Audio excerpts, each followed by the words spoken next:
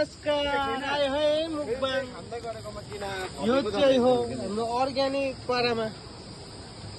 मासु है मासु यो चाहिँ हो मासु लु हाय नमस्कार यहाँ चाहिँ मुकबाङ हुँदैछ केटाहरूको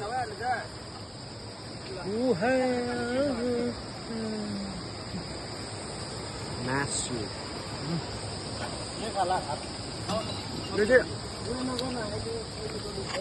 यस्तो टेस्टी छ नि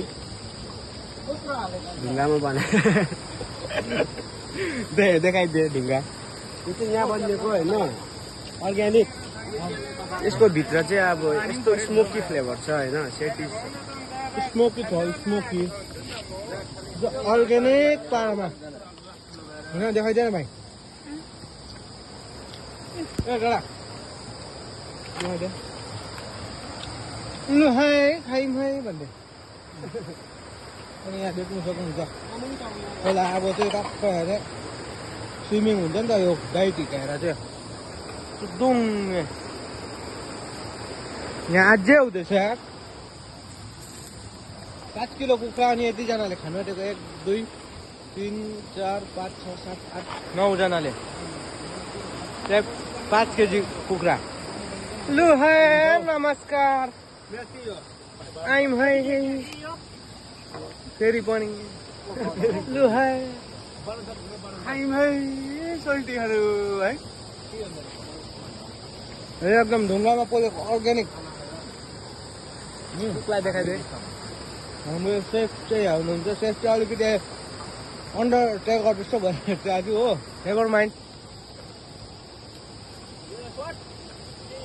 दुई स्मोकी छ मिठो फुच्यो खाइदियो त आजको चाहिँ अपडेट त्यही हो है भ्यानपेटिस गएर आएर चाहिँ रिफ्रेसमेन्ट खोलामा होइन अब डाइट त हुनै पऱ्यो फेरि त्यो अर्ग्यानिक स्टाइलमा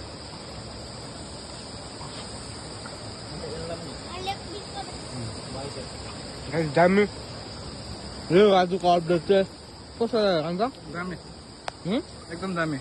एक बाइटी भइदिएन दामी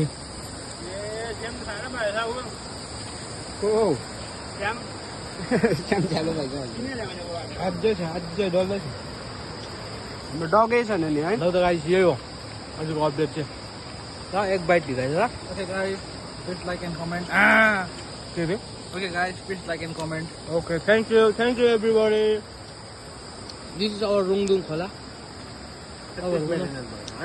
थ्याङ्क यू